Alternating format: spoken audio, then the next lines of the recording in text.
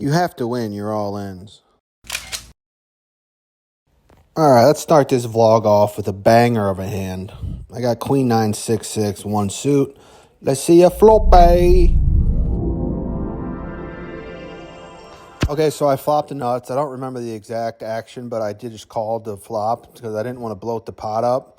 I wanted to see a turn card first because there's a lot of bad turn cards. Once the turn card came safe, we got it all in and we ran twice, and I held both. I never saw his hand, but I imagine he had a set or a flush draw. So big pot for us. Probably about $1,200 pot.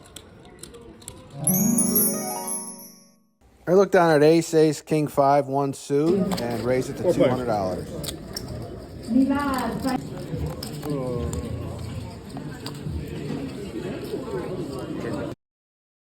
Okay, so what happens in this hand is the guy the first stack goes all in. I think he had about 500. The guy behind him goes all in for maybe like 300. So there's a side pot now. I have to call off with the texture of the board, queen 8-7, no flush draws. I mean, there's tons of straight draws, but my aces, I have to go with it. There's probably like $1,500 in the pot, 500 more to call. I just have to call it off. I don't like it. Any other situation I'd fold probably, but I'm just hoping maybe the board can pair out like it's runner, 2-2 or something to give me two pair.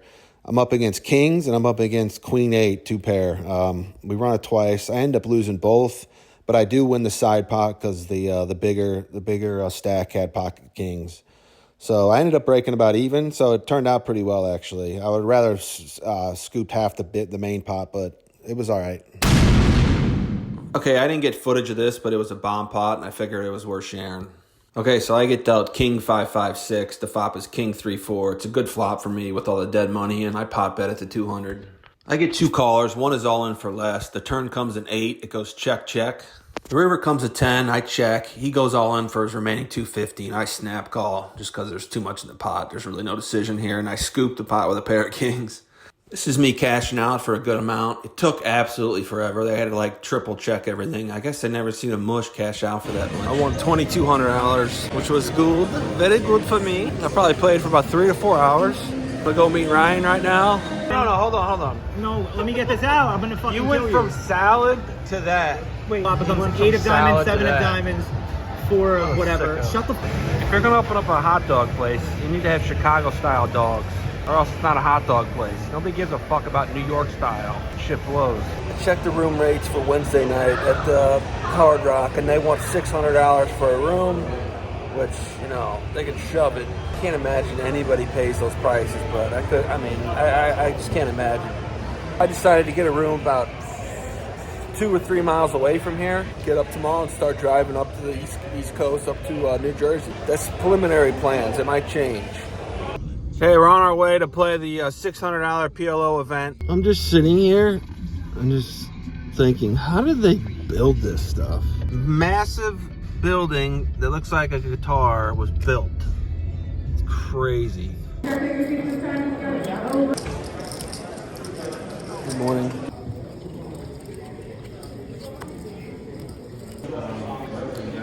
All right, we're on break here at the PLO 600 event. I'm about starting stack. PLO tournament's so different from cash, so I'm learning. I have so much to learn in this type of PLO format. I kind of overthink stuff sometimes at the table. I think I'm playing against fucking the top professionals in the world, and I'm just really probably playing against like 6 or 7 just guys who want to play poker. I love playing live poker. I forgot how much fun this is. I'm really enjoying it, and I fucking want to make day 2 so bad. But, it's like one step at a time, but it's like I want to go deep again. It's so fun.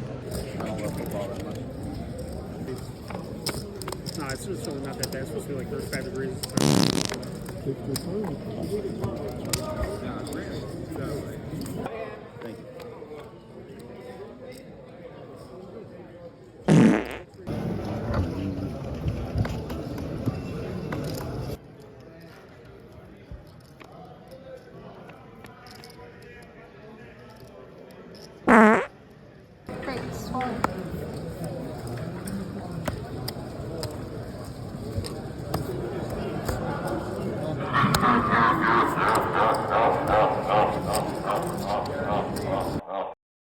Okay, so I looked down at ace, king, king, 5. The gentleman opened up. I had about 10 bigs left, so I go pot over the top of him. We get it all in pre-flop.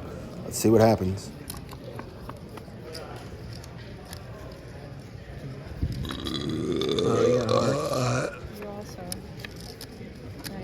No, I don't have hearts. Floppy dead.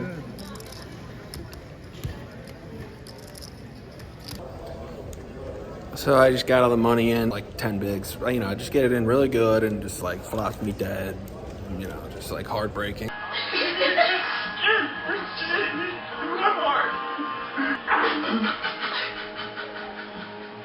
You know, like when you think negatively, like, you know, it's good negative. It's, you know, it's not going to go well. That's exactly why I think negatively sometimes, just because it goes like that, you know. I can't hit a flop to save my life, and then when I do hit a flop, the guy rivered me, and then, you know, my kings don't hold up against 3 unders. Joey already busted. We got to find him. Give him this meatball sub for my dad. Joey, don't buy that food. My dad made you a meatball sub. I have in a plastic bag. I have. I swear to God, he made you a mini sandwich. On the bag with my hands at the table. Well, it's just one on bread. You want it? My dad wanted you to taste his meatball. He wanted you to have the sub. I'm going to taste it just after. You want me to just hold it? All right, I just bought it again.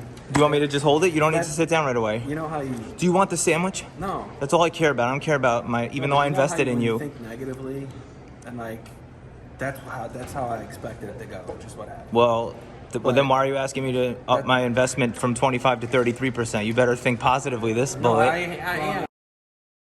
Okay, so the second bullet, the blinds were getting high. You know, I probably had about 20 bigs when I sat down. So at this point, I'm probably down to about 12 or 13. I get king, king, queen, jack, double suited. And the old man who never raises in his life without aces 3-bets me. At this point, I could give 2 shits. I just shove all in, and we go to the flop. Let's see what happens. Aces. What's more tilting than they switching the fucking cards out at the casinos all the time? It literally takes 20 minutes for them to do this shit. Instead of switching the cards out, pay attention to all this stupid shit. Right? Maybe you should train the dealers better, because I just saw him pay out a guy who lost. Paid him out $200 and he lost. No, switch the freaking cards out and sign off and put them in bags and fucking morons. The pain of busting tournaments is it's like a deep pain. You feel like you're the worst player in the world sometimes, all because the cards didn't fall your way. It's so just delusional, stupid. But that's how you feel.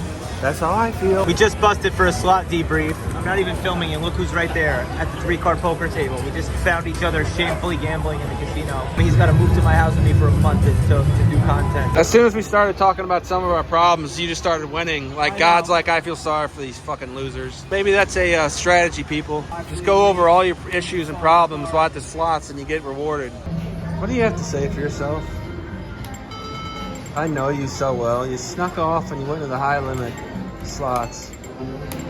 Unbelievable.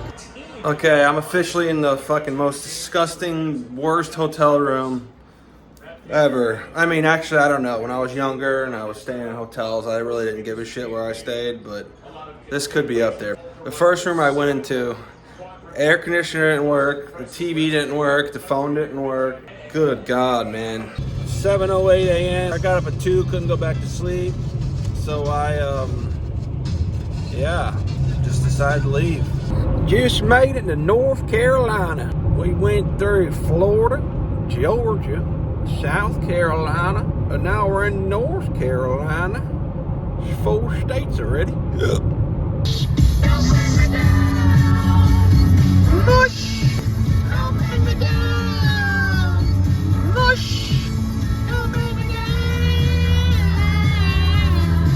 So we passed out at a Red Roof Inn in Roanoke Rapids, North Carolina. It's almost on the border of Virginia. I'm gonna get through Washington, D.C. at like 4 in the morning. We should be at Ryan's house in about 6 hours. Couldn't be more happier with my decision to drive during the night. It's just easy breezy. I mean, it's just beautiful. It's a beautiful thing. Always have donuts. For 28 miles, continue. Yeah, or donut. Joe's travel advice.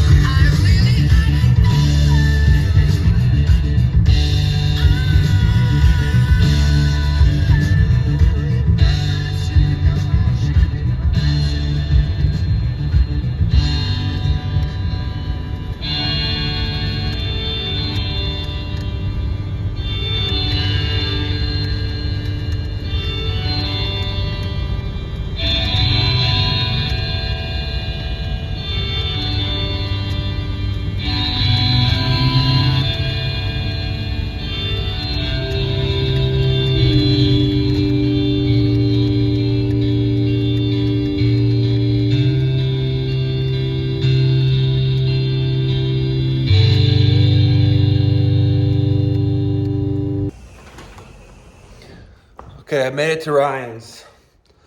Now there's a chance I just drove 19 hours out of the last 28, 29 hours that I can't get into his house because the garage door is locked that goes into his house. We're about to find out.